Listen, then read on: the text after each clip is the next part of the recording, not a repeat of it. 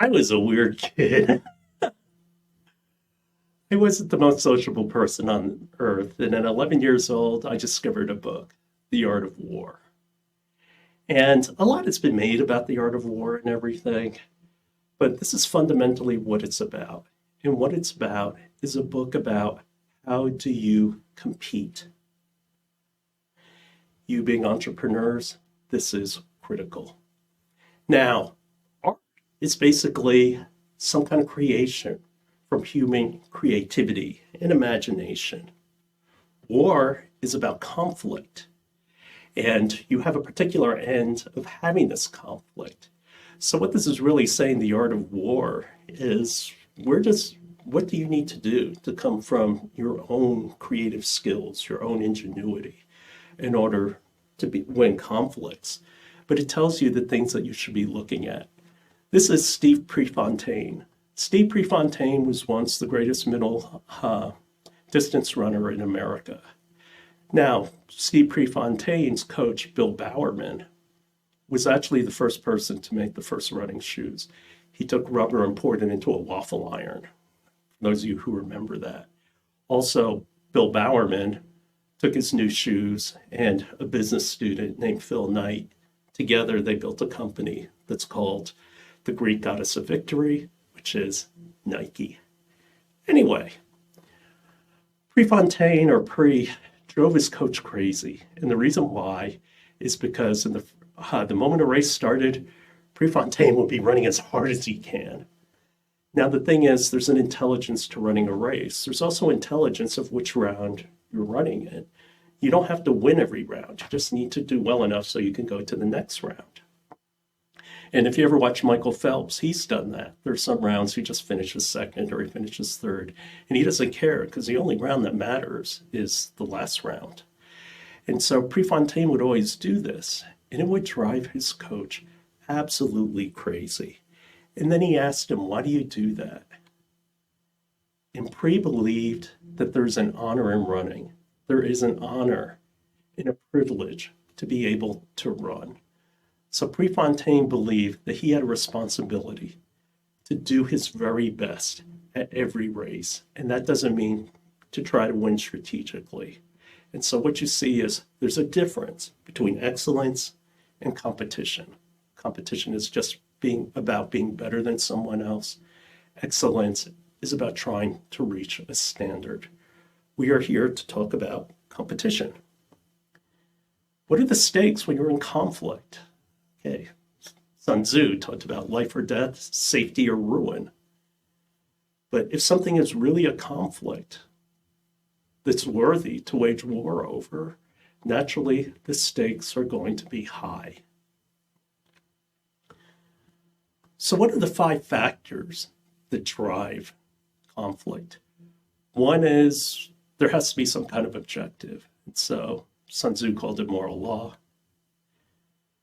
How do you prepare for it? Are you trained for it?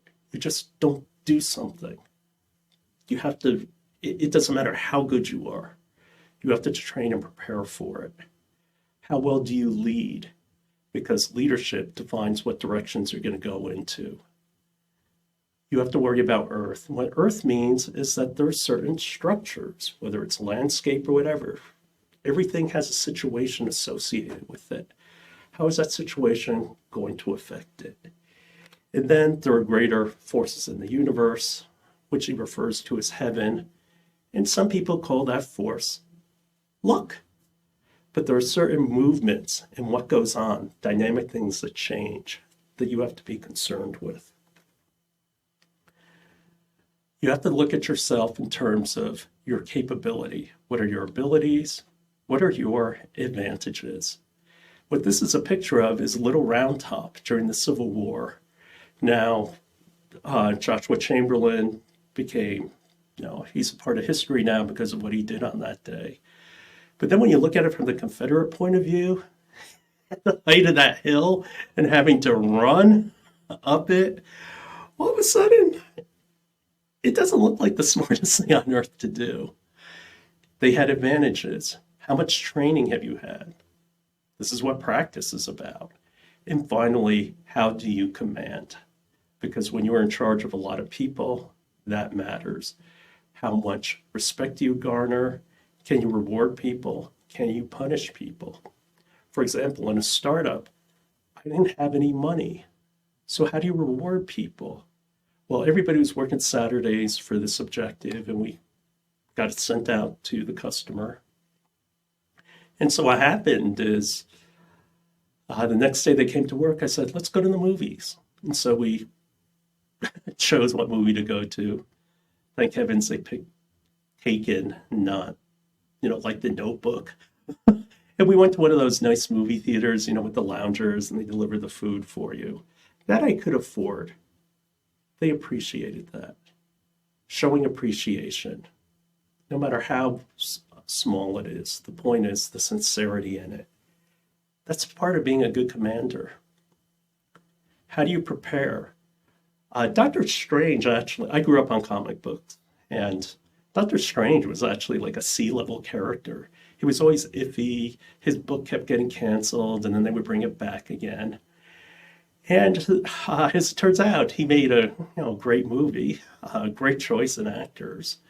But Dr. Strange asked, how do you become a great mystic? And she asked him, how did you become a great doctor? And he said, study and practice, years of it. And so I really liked that because it showed that, Dr. Strange didn't become a great mystic overnight. It took preparation, it took study. Here's the golf game, Golf Clash. When I prepare and I compete, I do the same things. And so when I'm playing in a tournament, what did I do? I studied the course. I practiced holes. I tried different clubs. I tried different balls. And there are about 200 competitors per tournament, and I've actually won tournaments. I finished first in one. I finished second in another. Second out of 200. But what was the key to my success? Did I just go in there? Am I naturally talented? No. Study, preparation. This is the way you should compete. What's the objective? You take the field. Whatever there is to grab, what's the prize? You take it. Now, in terms of competition, how do I get victory? Well, there's one or two ways you get victory. One is be better than somebody else. You're just more capable, so you win. For example, the Gulf War. Let's face it, they were outgunned. Or another way you can be superior, even though it doesn't seem like you're superior, is pick the terms of engagement. And this is a map on the lower left here of Trafalgar. And what Trafalgar was, it was the British against the Spanish. Well, the Spaniards had bigger ships and they had more ships. And the way typically you fought is you lined up and you just went down and you shoot at each other. Well, naturally, the ones with the bigger guns and the bigger ships is going to win. And so Lord Nelson realized they couldn't win that way. And so he surprised the Spanish by not coming in parallel like they traditionally did, but he came in perpendicularly. And his thinking was simply this: if he could split the middle, these middle ships are totally surrounded by all these ships. In order to engage it, all these ships have to swing around, and that's going to take time. So while these ships are trying to swing around, these are all packed in, and they can start chewing up the line down before they can organize and be successful. This is where, by picking the terms of engagement, he had an advantage, even though on paper it looked like he didn't. Another way to do it is, instead of you being better than someone else, drag somebody below you. It's the old saying, the opponent didn't beat us, we lost this game. And an example actually is the Discman. Steve Jobs greatly admired the Discman. He thought it was like a brilliant piece of engineering. He greatly admired Sony for it. But the problem is Sony was a very siloed company, and there was a division that made money off CDs. So the last thing they wanted to do was innovate towards a digital player. And that mistake cost Sony everything. Because then the iPod came out, and that was it. Motorola was once the #1 cell phone company in the world. But because they were selling so much, success can be actually blind you to the reality of your situation. And so what ended up happening, you all know, is that even though the flip phone was the #1 phone in the world, it didn't last very long because when the digital phone came along, Motorola wasn't ready for it. And subsequently, they got wiped out. Given all their advantages, they could have maintained being the #1 cell phone company in the world. That mistake dearly cost them. When you have uncertainty, it's a game. And the first choice in every game is, do you play? And so what you need to look at is, where are the strengths in the situation? Should I play or should I withdraw? For example, you're a lot more powerful than your opponent. If that's the case, fight. On the other hand, what if your opponent is much greater than you and you can't create a situation that makes you greater than your opponent? So what you should do, don't play. And a lot of people don't understand this. You don't have to play every game.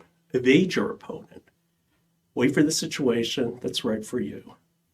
And finally, if both of you are equal and you believe in the will and the organization of your resources, then fight. You being greater than an opponent is more than just having like more trucks or more missiles or something like that. First of all, in terms of your capability, are your capabilities what you are right now, your inherent capabilities, or are there things that you can gain? So maybe we're not ready right now, but we'll be ready in a couple of weeks from now.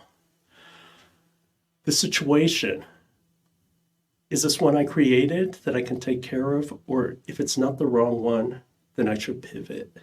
And this is what entrepreneurs do. Also, there's perception, that they'll make mistakes if they perceive that you're big, stronger than them, or much weaker than them when you're actually much stronger than they think. And so the question is, information matters because perception changes how you get engaged in competition. Most of all, you need to be mindful. You need to understand who you are and what you are. You have to have awareness. You have to have a sense of self. In terms of formulating your strategy, the first part is intelligence. Do you think when they invaded in the Gulf Coast War, they just dove right in, went after it? No, they got information and they looked at what is it that we are, what is it that they are, and what it is we need to win. Actually, Vietnam. In Vietnam, they asked our military, what would it take to win and occupy Vietnam? And they said it would take 1 million men. And they were actually right. But the problem is the politicians said, nobody's going to go for 1 million men. And he said, so we're going to have to build up to it. And they trickled. And the problem with trickling is that the conflict starts to expand out. People get discouraged. And then actually Westmoreland rightly said, 400,000 Americans. He said, I can end this conflict. I need 500,000 more troops. But at that point, people had lost the will for it. And the thing is, a lot of people needlessly died. There was a lot of suffering. And this is where Colin Powell actually said, don't trickle. Have a purpose and then play to win. What is your opposition? Do they share your perception? Or is there a way you can deceive them? Your resources, are they ready? Do they need to be trained? Timing. Is this the right time? Should I wait? Or has the opportunity already passed? How are you going to engage your competition? And finally, a well-prepared battle means the conclusion is foregone. It's like you know what's going to happen because you've prepared for it. Good example of someone who uses the art of war is actually Coach Bill Belichick. This is a man who won 8 Super Bowls. 6 with the Patriots, 2 with the Giants as defensive coordinator. You say, yeah, but he was defensive coordinator. Well, if you look at Bill Belichick's history, this guy is a defensive genius. He shut down the 2 most prolific offenses ever in the Super Bowl. The Los Angeles Rams, no, St. Louis Rams, excuse me. Greatest show on turf, and also the Buffalo Bills run and gun offense. Actually, that Buffalo offense was averaging 40 points a game in the playoffs, and then they only got 19 points off the Giants. He shut them down. And the thing about Bill Belichick is, what's his background? He was an economics major. He was a historian. Not only that, he's rational. Now, contrary to popular belief, rational does not mean the same as logical. Rational means you make decisions because it gives you the highest outcome. And that sense of history taught him the art of war. Notice he's the only coach who talks about practice. His belief is that if he runs hard practices, people will be trained, they'll know what to do. And so when the real thing comes along, it'll actually be easier because practice was much harder. Some teachers take the attitude of giving you hard homework, because by giving you a lot of hard homework, that'll prepare you to take an exam. In terms of leadership, he believed that all the players need to be equal. And this goes into the do your job mantra in the Patriot way. One thing I really respected about Belichick is one story is he's giving a slide session in front of all the players. And he was showing what players you should know. And then he actually put up a picture of someone who works in the lunchroom. And he said, you need to know this person. Everybody mattered. Everybody was equal. Think about what that does for camaraderie and bringing people together. What he does is he plays to the strength. He only asks players to do a few certain things. They're not asked to do everything. They're just asked to do a few specific things. And this is what they're good at. And this is what do your job is about. Okay, I'm only asking you to do this, this, and this. So go ahead and do that. And so this is why when these guys become free agents, they go to other teams. And this is why so many Patriot players flop out.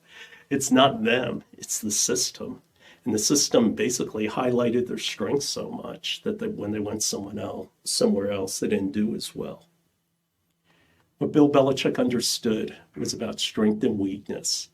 That in the salary cap era, the reason why they did so well is he realized that because of the cap, teams had no depth. And so teams would put all their money in one player, but the backups were substandard. And so if he takes away your best pieces, then all you're doing is going up against backups. And his backups are better than your backups because he went for depth. And that was his approach. Signaling. There's something called signaling and screening. What signaling and screening is about is, do I observe other people and see what they're doing and try to figure out what they're doing? Or do I put out information and see how they respond so I can learn something about them? And this is why everybody talks about his paranoia, but he never gives any information away. And he does this on purpose. It's all because of the art of war. And deception. The rule of deception he uses, he was always disguising things, disguising coverages, doing things that people never ever thought of, including deflating footballs. No, we all know that wasn't Belichick. That was Tom Brady. But anyway, deception is part of the art of war because what reality I'm dealing with, well, if I'm deceiving you, then I'm not dealing with the reality of you. I'm dealing with something that's not real. In terms of planning deception, what it comes down to is a lot of contradictions. Like, if I'm weak, I appear arrogant. In terms of attacking, get them to attack because I don't seem I'm able. And Things that are near, the perception is they're far away. When they're far away, the perception is they're near. And so baiting them into doing something that they don't want to do. This is all about deception. Have I used deception in my career? Oh, heck yes. And that's that during opportunity reviews, when you're going up in front of VPs and stuff like that, and you're trying to get money for your project. Well, the thing is, who is your audience? And your audience are business people, and business people don't like technical stuff. They, lose interest. And so sometimes I would be losing, and then it's like, okay, time to use deception. And I would say to the competing project, are you sure about that matrix? I think your fluctual rigidity matrices are wrong. And then all of a sudden the other person would, engineer, what do you mean I'm wrong? And then they start running equations on the board and start talking about all technical stuff. And then I watched the other people and their eyes would start to glaze over. And then I would talk about my project in very simple terms. I end up winning. A lot of times those were not the best projects. But what happens? Strength against weakness, deception. Your goal is to win. Your goal is not to fight. The point is victory. I left my flat panel display startup because I didn't believe those guys understood what it meant to compete. What they were doing is they thought it was a victory because they raised money and stuff like that. No, you're just prolonging the campaign. How are we going to win? Logistics, in terms of waging war, battles are lost because of this. How are you going to supply everything? How does everything move? Leadership, one thing Bill Belichick talked about is no amount of talent can overcome a bad scheme. That coaches actually matter. And the thing is, you have to understand that you're dealing with people, that you can wear people out. You can't push people to work at 110% all the time. You could do it for stretches, but not for long periods of time. You have to find a way to boost their energy. The third point that Sun Tzu brought up is in terms of stratagem, everybody has to be on board. When you fight, when don't you? The scale. Are people empowered to act? If people aren't empowered to act, you might as well just have an army of robots. But everybody brings a different skill, a different perspective. Are you prepared to do what you need to do? The thing is, do you know who you're going up against? You need to know who you are and what you're capable of. Wallace Abbott basically created over 10% growth over 20 years for Abbott Laboratories. He made one major decision. When everybody was becoming a big pharma company, Wallace Abbott realized we are not a big pharma company. But what we can be is a great diversified biomedical company. And the thing is, if you don't have these understandings, the thing is, it takes away your purpose, it takes away your resolve, and it takes away your vision to win. And this is why you'll roll over in battle. The thing about winning is when you think about winning, don't think about it being a struggle. You should be able to win with your ease. You have to think of this is that I'm beyond the possibility of defeat. So you have to find ways to measure that. Why now? Why is the timing right? And so if you watch cavalry movies or old British movies, because Britain fought, battles all over the world, they always say, hold now. It's about timing. And also, there is a moral law, meaning in terms of method and discipline. What is it that you have to follow? What is it that you have to be? Crazily enough, in the comic book Teenage Mutant Ninja Turtles, which is much, much different than the cartoons, it's much more serious. It's more Eastern religion based. And one time the brothers were fighting, and then what happened is they were divided. And one brother was complaining, this is not how we were trained. This is not what we're supposed to do. Because because he realized that they weren't coordinated. How much energy do you bring to the game? And the thing is, a large force we have to think of as being a small force. How am I going to divide it? Signals and signs that I give to others.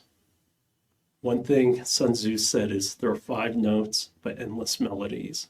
There are lots of different ways you can do things. He said energy is like a crossbow, meaning you prepare, you set everything up, and then there's a point where you just let it go. For those of you who ever chopped wood, you don't muscle it. If you muscle it, you're going to hit that piece of wood and your hands are going to ring and hurt. What you have to do is pull it back, and then you have to pretty much throw the axe head. Just let it go. And when you do that, splits easily. And just because things are chaotic, that doesn't mean disorder. So momentum matters. How are you positioned? Like a log on the ground is much differently than a log on a hill. Are you in position to take advantage of that? When you look at the points of strength and weaknesses, are you in a position to impose your will? Are you in the right position? Are you in some position to have an advantage? Remember Star Wars? Anakin was kicking Obi-Wan's ass, and then Obi-Wan says, I had the high ground. How do you get to the high ground? The other thing you have to remember is fluidity matters. Agility matters. It's like water. And let's face it, the earth, steel, the strongest materials, they all eventually will bend before water. In terms of maneuvering, you have your direction. And then the hardest thing is tactical maneuvering, meaning you might, try to be devious, but eventually you're going to have to stand and fight. This is actually the story of startups. For a startup, you can live off the land, you can last a long time, you can raise money, but at some point, you need to fight. You have to pick a spot, pick a ground, and say, this is where we're going to be a company or not be a company. I've seen so many startups. They start, and pivoting is a mixed word. It's the right thing to do, but now it's just become a buzzword where people don't understand the implication of pivoting. They said, oh, I'll just pivot, I'll just pivot, I'll just pivot, I'll just pivot. And then eventually all you're really doing is you're not pivoting, you're just putting off the inevitable. In terms of maneuvering, maybe I do deception. I go one way and then come back another. The thing about my troops is, are they coordinated or are they just a mob of people? But one of the biggest lessons is you can't wait for perfect. George McClellan, general during the Civil War, outstanding general, did an outstanding job of preparing the troops, but he couldn't fight. He always was waiting for perfect. And the thing is, perfect doesn't always come. You have to wait for the point where you need to go. Leadership is important. The thing is, we see the same things over and over again with Sun Tzu, knowing the landscape, and then ponder the situation, but then act. And so if your opponent is into it and they're ready to go, is that really the right time to do it? Not only that, but when you go up against opposition, leave them a way out. Like, people talk about crushing people and destroying them. You're not going to get everyone. And the idea is that by leaving them a way out, then there's a way they can retreat. Otherwise, if you give people no way out, then they're going to fight you tooth and nail. And then it's not about winning or losing. It's about taking you with them. And that's what you want to do. You want to minimize damage. In terms of variation in tactics, having a dashboard, knowing the indicators of where you are. In terms of targets, know where you should be and know what you shouldn't go after, because you can't win in those situations. You don't need to rely on your opponent coming to you, but you have to be ready to receive them. These are the 5 faults, and these are the flaws that do people in. In entrepreneurship, the flaws that basically kill companies is greed, vanity, and ego. That's killed more startups than I care to list. And what are the outcomes? If you don't have variation in your tactics, your army loses and your leaders all get slain, which means they get canned. And I've seen it happen over and over again. When you're on the march, change tactics. Picking places like mountains to move in. What mountains basically means is something resistant to movement. Well, how can I be in the march if the areas I pick are resistant to what I want to do? Be careful of disease, and disease could be bad attitudes. You have to cut it off early. Or certain people. Some companies keep people who basically become cancer in the organization.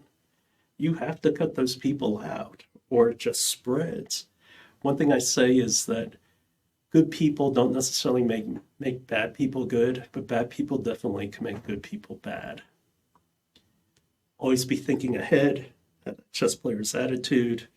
Again, training, training, training. It has to be part of your discipline. And so have confidence in your people, but also recognize the fact that you're still in charge, and they have to recognize that. The people who report to me say, Steve's our boss, but he's not really our boss. And then there are times I've come down on people just to make sure they're aware of it. Like one guy gave this answer. I said, Paul, should we do this? And then he goes on and on and on. And then I say, Paul, it was a yes or no question. Terrain. There are 6 different kinds of terrains that you have to do with. And these are like businesses, like narrow passes, precipitative heights, large distances. And so things like flight and subordination, the thing is an organization, it is very easy to have morale problems. Mostly all startups at one time or another will run into a morale problem. And you as a leader have to fight against this. Be careful not to be abusive, because that only adds to the problems that you already have. Ruining disorganization comes when you don't define people's roles. Really, everything he's talking about here is kind of like leadership class 101.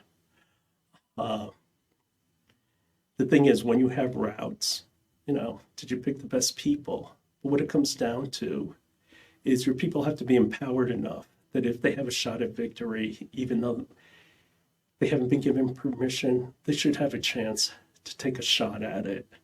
And that's giving people freedom. What it comes down to is when you choose to engage, don't go halfway. And this is actually a big part of the techniques I've used in my career, and that's that you get people together, you get all the ideas out and everything else, and then you bring in the resources and everything like that, and then you go after it, and you don't hold back. You go the entire way. There's something he calls the 9 situations, and it's basically about aggressive or defensive tactics and understanding human nature. And so these are generalized rules of conflict, meaning if you're in open terrain, it's easy to maneuver, and don't block the enemy's way. And that has to do about, cornering them. Serious ground is have you penetrated deep enough to leave fortified cities in the rear. And all of these have analogies to different kinds of businesses. In terms of a tactician, you have to think, where am I attacking from? Am I attacking at the head? But if I'm attacking at the head, then I have to worry about, can they counter from the tail? Or if I'm attacking the head, the tail, can they counter from the head? Or if I attack in the middle, am I getting both? And what this comes down to is if you're competing with a company, are there other dimensions that they could come after you? You have to be aware of that. This is part of the reason why, if you look at Toyota by far has the biggest 360 company, meaning they're in everything. They're in every kind of part. They're in every kind. They're in batteries, everything else. And so you think you can attack Toyota, but the thing is, they can come back in other ways. Attacking by fire, what it really means is there a way you can do something that has a lot of energy that can cause a great amount of damage? Like, for example, the big damage by Tesla is they have cash and they have a lot of technology. And so he talks about burning soldiers in camp. Yeah, we don't want to flash fry people, but the analogy means is that by burning soldiers in camp, can you directly engage with them and can you impact a lot of people? You need to burn stress, meaning don't let it build up. What's causing them to move forward? So you can go after the supply chains, their arsenals, hurling fire. But what it comes down to is how do I evade all this? And it's about water. What it means is agility. Can you pivot and get away from attacks? And so what attacking by fire is about is, do they have static positions where they can't respond well to you? That's what attacking by fire really means. And finally, the last part is the use of spies. And so who are spies? Local inhabitants, meaning people close to the company. Some of the best spies, like in Silicon Valley, are actually the equipment vendors because they're the arms dealers. They know everybody. They hear everything. You're the enemy of my enemy is my friend. Can you hire people away? Maybe certain people you report back to what they've done, and it takes them out of the game. And the thing is, in every conflict, you have survivors. Can they bring back information? But what it comes down to is using spies is about how do I get information about the other side, and this impacts how I can move. So what it all comes down to in the art of war is that there's certain tenets that you have, that the battle's won before it's fought, the use of intelligence. How do I lead people? How do I get information? How do I prepare my people for what needs to be done? The planning that I do and the way I go about executing it. That is what the art of war is about. Now, a lot of you know that I'm a comic book fan. And somebody asked me, who are your favorite comic book characters? These are my three favorite. This is Frank Castle. Frank Castle, through tragedy, became unhinged. He was one of America's greatest soldiers during the Vietnam War. And watching his family get murdered, he became the Punisher. That he basically started killing criminals. My second favorite character of all time is Nicholas J. Fury, head of S.H.I.E.L.D., head of the Howling Commandos during World War II. The Infinity Formula basically made him age very slowly, which is why he's still around today. Nick Fury loved war. He loved conflict. He loved everything about it. He was addicted to war. And this is a man who liked conflict. And subsequently, because of his value of information, he becomes America's greatest spy. Captain America. Captain America, the reason why, and this is long before the movies or anything else, actually, Captain America helped me get into MIT. They said, write an essay about your favorite comic book character. And the thing I wrote about Captain America is he was a man who, woke up 40 years later after the war had ended. His world was totally gone. He's all alone. But he still believed in the things he believed in. He believed in that people have a right to be free. He believed in protecting those who can't protect themselves. And that's what really came across well in the movies. He's a scrawny guy who never backed down for anything, even though he had no chance of winning. And it was because of this moral belief that you have a responsibility to take care of somebody else. Naturally, he's a character of conflict. Then I looked at it, and what I liked about these guys is here are three guys who just have human ability. Captain America is the pinnacle of human ability. Like if the fastest a person can run is 30 miles an hour, Captain America can run 30 miles an hour, and so on. But all these guys are human. In a world where people are like lifting cars and things like that, how can they contribute? And it's because Art of War, that they're all strategic thinkers. They all look at the situation. They look at strengths and weaknesses. They figure out what resources to bring. And they understand the objective. And they also understand the consequences of those objectives. And they understand the reality of the situation. It's kind of funny because Nicholas Fury was in Central America during the 1980s, where everybody thought, the communists are coming, they're going to take over, they're going to be on our doorstep. Then Nick Fury, he understood the situation and he said, look, this is what's actually going on. This is about a bunch of peasants who are being abused. You put your foot back on somebody's neck, they're gonna buck. This isn't our war. We have nothing to do with this. And subsequently, he was right. We could have avoided a lot of great tragedy if we kept our nose out of a lot of different situations. I can associate with all three of them.